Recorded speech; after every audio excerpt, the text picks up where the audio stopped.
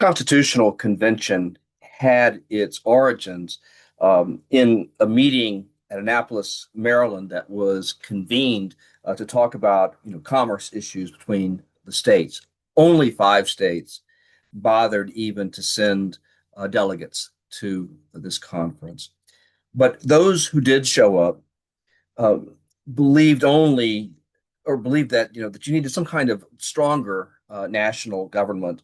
Um, the Articles of Confederation arrangement just wasn't working very well. Alexander Hamilton, who we'll hear more about in a little bit, was there, and he really emphasized that a much stronger central government was necessary. And I don't know whether everybody signed on to it, but enough did that they made the recommendation to the Congress of the Confederation that a convention be called to create a new constitution or constitution such for the first time. And the Congress of the Confederation, signed off on it. And so in May of 1787, 55 delegates from 12 of the 13 states, Rhode Island sat it out, met in Independence Hall in Philadelphia to talk about the Constitution. This is a painting of George Washington, emphasizing George Washington as the president of this constitutional convention. In other words, he was the presiding officer. He was the one who just made things go in terms of who had a chance to talk and this kind of a thing. So it was a very young group of men. They're all wearing wigs and they all look very 18th century, and so it's an easy thing to overlook. But this is a young group, mostly like in their early to mid 30s. They were well educated, but also pragmatic. They had seen enough of the world of politics or been involved with politics that they weren't mere theoreticians of political philosophy, and they weren't babes in the woods either.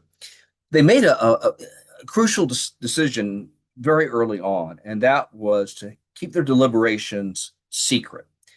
And that was so that people could stick their neck out with a proposal and not have it instantly go out into the streets or get distorted or whatever. Um, so I think it was a shrewd move in terms of getting things accomplished. It has meant, though, that we have a limited amount of insight into the reasoning that went behind the provisions of the Constitution.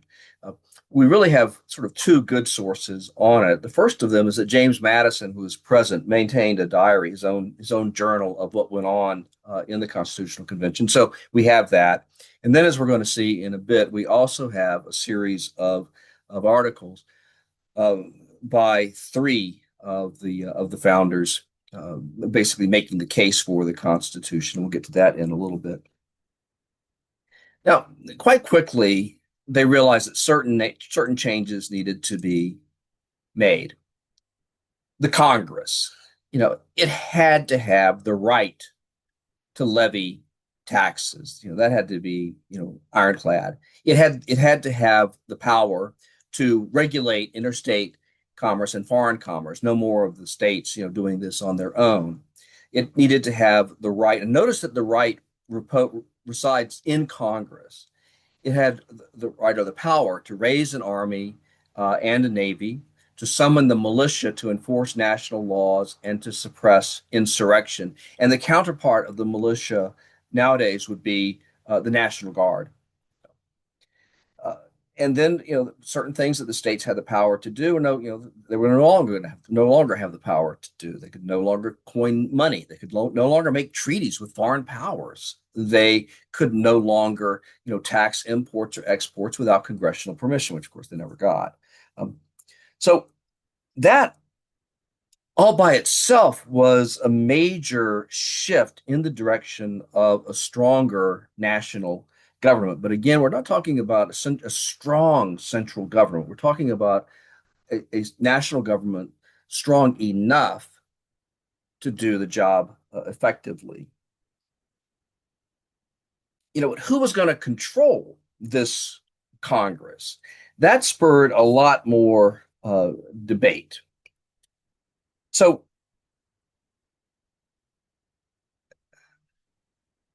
there were sort of, two basic plans for, who was going to control this Congress. Virginia was well populated. And so it wanted to have representation in Congress based on the size of the population, and which would have made them the most powerful single entity within the Congress. New Jersey was a lot smaller, and they wanted to continue equal representation for each state. Each state had one vote under the Congress of the Confederation. That's what New Jersey wanted to maintain. And then there was this thing that's been called the Great Compromise.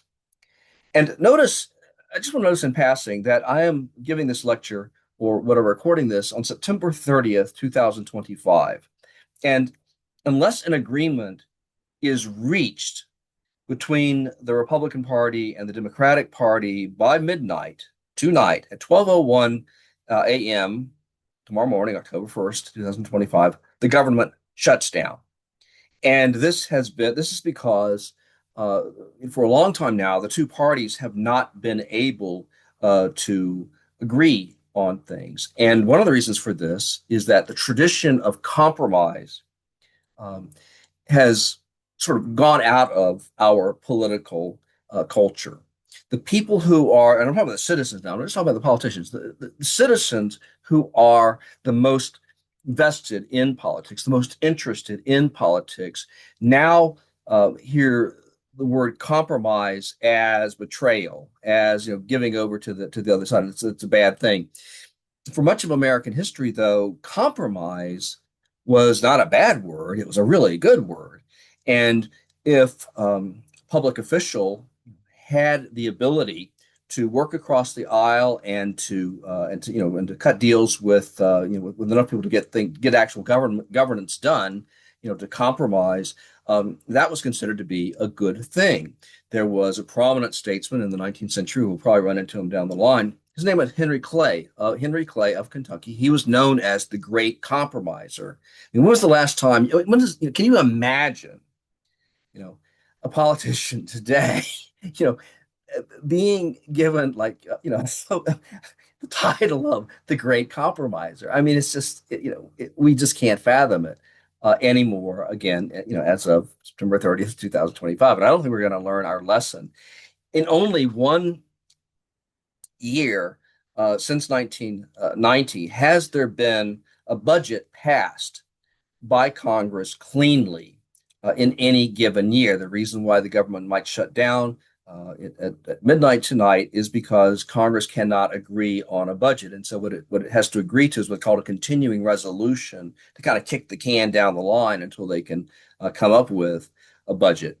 And there have been entire years when the United States has not had a budget, but it's had to have a series of these continuing resolutions. This is 2025. This will be the second time in 2025 that Congress will have to vote on a continuing resolution twice in 1 year, and that's not particularly unusual. So compromise is something that I want to underscore. We're talking about the historical antecedents of contemporary issues. The idea that in the American historical experience, political experience, there was this tradition of compromise, and it has eroded. That's an important dimension of understanding the contemporary scene. So the Great Compromise, now that I've gotten past the idea of compromise, was that you were going to have a bicameral legislature. You're going to have an upper house and a lower house. The upper house would be called the Senate, and each state would get two senators, no matter how big it was, how small it was. It was going to get two senators, and these senators would serve for 6-year terms.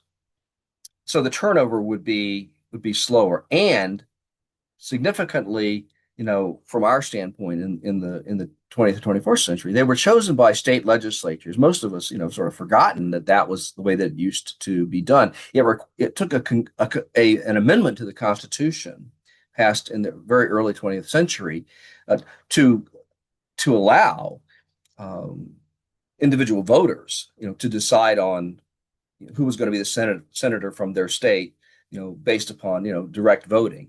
In the past, they had to vote for the for their representatives within the state, and then those representatives, whoever controlled the majority in the state house of any given state, that um, that party would determine who elected the Senate.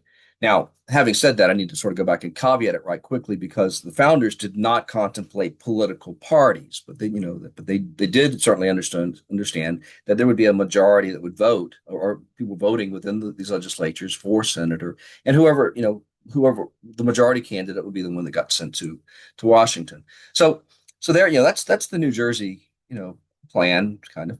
And then the lower house would be composed of a House of Representatives. And this is where the Virginia plan came into being, and also where you get the closest approach to representative democracy. And the United States, when it starts out, is not a democracy yet. That takes place in the early 19th centuries, around about 1828. We're still talking about a republic with lots of people, even white males, free white males, excluded from uh, the ability to vote, and even some who could vote could not hold public office. But in the House of Representatives, you know, representatives would be voted on directly by the citizens of each state, and the turnover would be every 2 years. And so, if you got disenchanted with your representative, then every 2 years you could get rid of them and bring in somebody new. And this required, the representatives to be much more closely attuned to what their constituents wanted. So now this required something else, which is to say, you had to enumerate, the number of people in a state. And and since there was a contemplation that there would be direct taxation, possibly apportioned among the several states, it says here, then the question was, well, how are you going to compute the taxation in a slave state? You know, were you going to count only the free population, or were you going to count the free population and the slave population? And the argument for counting slaves, even though they weren't they couldn't vote, obviously, was, hey, well, they don't vote, but they do produce economic activity. They do produce wealth, and it's wealth that we're going to be taxing. It doesn't really matter, whether they can vote or not. The operative point is they produce wealth, and they produce wealth for an owner, and but they don't own their own labor. That's the whole point of enslavement, but it's wealth. And the South is like, well, we're not so sure we like this. And so a compromise came up within the Great Compromise, you might say. And that is to say that slaves were to be counted as three-fifths of a person. Okay. Three-fifths of a person. And by the way, the taxation of direct taxes on states was never implemented. But for a long time, the South was overrepresented in Congress because all of the enslaved persons within their state, were counted as if they were part of the population for political representation purposes, and that meant more seats in Congress, it meant more electoral votes, and so on. The second thing that crops up is that you have this time you're going to have a president. You're not going to have so, and not you're not just going to have a president in the sense of someone who presides over Congress. You are going to have a person with executive power, and we're going to call that person the president. Uh, and this was the single most important departure from past experience. And it probably would not have been attempted, except that everybody knew who the first president was going to be, if there was going to be a president, and it was George Washington. And George Washington's integrity was impeccable. And so the sense was, well, Washington will be the first president, and then we'll see how he does. And we expect Washington to serve well and faithfully, and we expect Washington will sort of establish the precedents, the norms for all of his successors. So that's why the presidency is established in the first place. And you notice, by the way, that Article 1 is the one that deals with Congress. Congress was considered to be sort of the main locus of power. Article 2 talks about a president. See, and then Article 3 talks about a judiciary, and and the judiciary that's in the Constitution is not just the U.S. Supreme Court, which is what we tend to think about when we think about Article 3. That's the Supreme Court. It's also provides for all federal judges that might be appointed by Congress, and so we're talking, federal judges at all levels would be part of this judicial branch. And then because the founders understood that we might not, the founders might not be getting it right, the first time, there was provision for amendment. And the United States has had, over the last one I can think. Well, you would have to look it up. I don't know offhand how many there have been. There aren't 30, but it's in the high 20s at this point. The amendment process, you can see it in when you read the Constitution for yourself. But it was but you had this provision in there. So, and what the Constitution, as it's written out, illustrates the principle of checks and balances. You had power divided, and that's the thing about checks and balances. Power divided between the states and the national government. Power divided between the executive, the president, and the Congress and the Supreme Court, or by extension, the federal judiciary. Okay. Power divided between the House of Representatives and the Senate. The idea of power concentrated, in any one entity or in any one person, that was bad news. You get that kind of situation as far as the founders were concerned, and you didn't have a republic. You had something that that was authoritarian in ways with which they were not comfortable. So something else too that we tend to we want to stay away from in terms of we think about the Constitution is that the recognition of slavery and the protection for slavery is built right into the Constitution. Down the line, when abolitionists, and these were people who believed in getting rid of slavery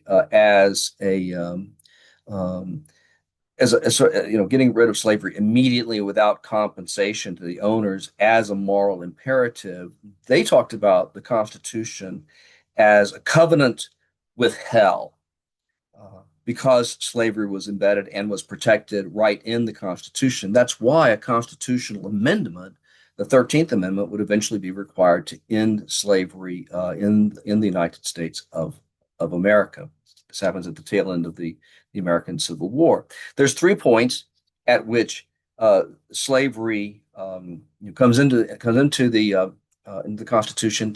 Slavery is never mentioned by name. Nobody wanted to put that in the Constitution, but they talk about people held to service. It's in the 3/5 Compromise, which I talked about. That's in Article 1, Section 2. It's in the Importation Clause, which basically made the slave trade, international slave trade, legal until 1808. That's in Article 1, Section 9. And by the way, there was an internal slave trade on a massive scale, within the United States. From this time all the way up to the destruction of slavery. And this is particularly true, we'll see this down the line, a slave trade from the Upper South, where enslaved persons became less necessary to the operation of the economy. These people were traded down to new owners in the Deep South, the new cotton producing states and so forth. And you had just a whole river of such people being carried from one location to another. And then finally, if you look at Article 4, Section 2, it has what amounts to a fugitive slave clause. It basically says, hey, look, if a slave escapes from one state to another, the other state has an obligation to return that slave. And so that's a fugitive slave act that's embedded right in the Constitution. We'll deal more with escaped slaves or fugitive slaves and arrangements to protect them to some extent or return them. We'll deal with that down the line, but it's right in the Constitution. The next problem or the next issue is one of ratification. In terms of the Constitution, what's in it is that 9 out of the 13 states had to ratify the Constitution for it to go into effect. There were only um, two states in which all the delegates, and by the way, let me put this way: you didn't. They went around the state legislatures for purposes of ratification of the Constitution. They created constitutional conventions whose one and only job was to debate the Constitution and vote to ratify the Constitution or not. Well, in only two states, New Jersey and Georgia, did you have all the delegates to a given constitutional convention vote unanimously in favor of the Constitution? Uh, in in other states, there were delegates who were opposed to ratification, and in some states, the vote for ratification ultimately was was just slightly over 50%. And those who voted for ratification, they were called Federalists at the time. And one of the confusing things about American history is that with the Federalists, we're going to see Federalists mentioned in two different contexts, and that gets a little bit confusing. But for right now, uh, the Federalists, that we're talking about, those who are in favor of ratification, and then others were called anti-Federalists.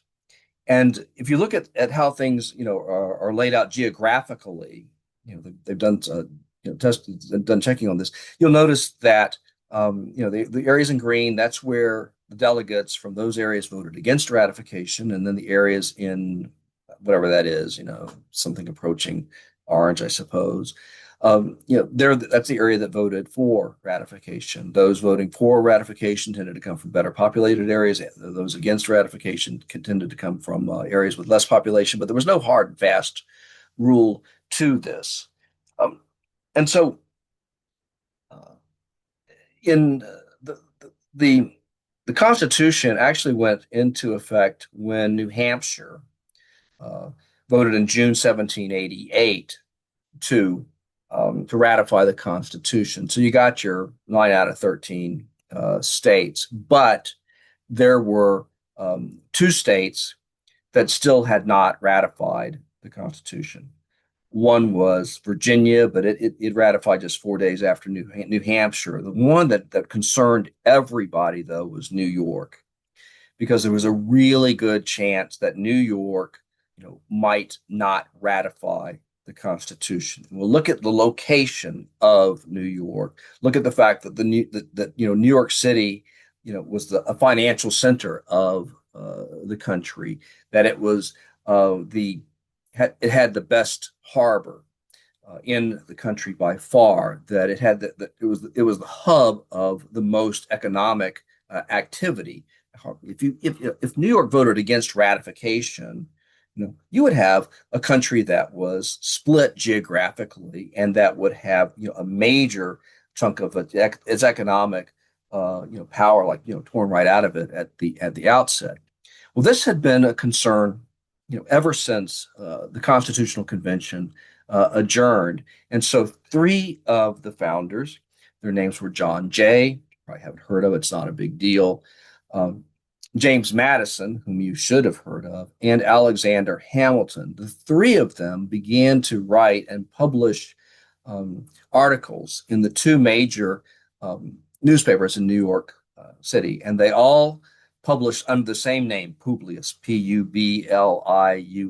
Okay, so it's a pseudonym, kind of a Roman residence, and this gets back to the Roman, the Roman Republic harkens back to it. And the Federalist Papers are really the major source we have on why the Constitution makes sense and the reasoning that goes into it. And so, the Federalist Papers are something that if you're serious at all about understanding the Constitution, you want to read them. And ultimately, there are 85 of these Federalist Papers that are published. They're published first in the newspapers, and then ultimately they're collected together in something called the Federalist Papers. The actual title is more 18th century, more elaborate, but you get the main point. And in July 1788, New York does vote in favor of ratification by a pretty narrow margin, but they vote in favor of it. Now, the way that you finally got enough people on board to vote for ratification was to meet some of their objections. And the objections of the anti-federal, some of them were like, absolutely, we do not want to have a stronger national government. But some of them were like, we don't mind having a stronger national government, but we have concerns. Where in the Constitution does it protect free speech? Where in the Constitution does it guarantee that the individual states will control their own militia? Where in the Constitution is there any protection against unreasonable searches and seizures? Where in the Constitution is there any explicit mention that certain powers are reserved to the states? We need assurances about this. And so in return, really, for voting in favor of the Constitution, ultimately, the Anti-Federalists had received assurances that there would be immediate amendments to the Constitution that would make explicit something that the Federalists already thought, well, these things that you're concerned about are already implicit in the Constitution. You haven't got to worry about it. And the Anti-Federalists said, we are going to worry about it. Well, okay, fine. Then what we will do is we'll come up with amendments to the Constitution that will answer your concerns. And what you end up with is what's called the Bill of Rights, the first 10 amendments to the Constitution. They are proposed in 1789. They are ratified in 1791. And by the way, Rhode Island, which didn't send anybody to the Constitution, becomes the 13th and final state to ratify the Constitution. That only happens in May 1790, after George Washington has already been chosen as president and has begun to serve in office. But so you have the Bill of Rights, and so in terms of the founders' intention and so on, if you want to look at the reasoning that goes into the amendments, the first 10 amendments to the Constitution, the concerns and so forth that call for it, you need to look at the anti-federalists. And historians have written up something they call the Anti-Federalist Papers and so on, and sort of the better essays by anti-federalists, who express their concerns about the Constitution. So we have the founders, and then we have the other founders, the anti-federalists. Now, Americans now commonly believe that there is something magical in the constitutional provisions in the Constitution that guarantees free, orderly, law-abiding government. That the Constitution basically protects a real republic, protects our democracy. But in fact, there are any number of countries in the world that have constitutions that, if you read them, it's like they offer the same protections. Oh, protection for freedom of speech, freedom of assembly.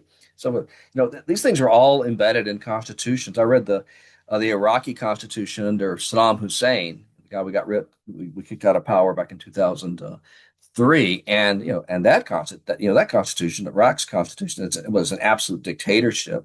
Just reads wonderfully in a sort of a wonderfully enlightened, democratic kind of spirit.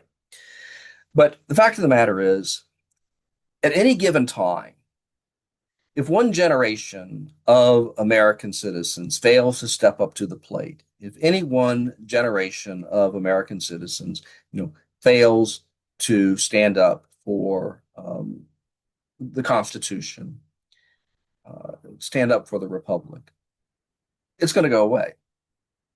It has democracy has gone away in any number of other countries. The founders were exactly right in believing that the Republican experiment in government, by and large, fails when it is attempted, and it could still fail here in the United States. And this is not something that I have begun to say in recent years. This is something that I began to say the first time I taught this course back in 1990. Nevertheless, the Constitution was and remains a remarkable document, but whether it could function as designed, of course, remained to be seen.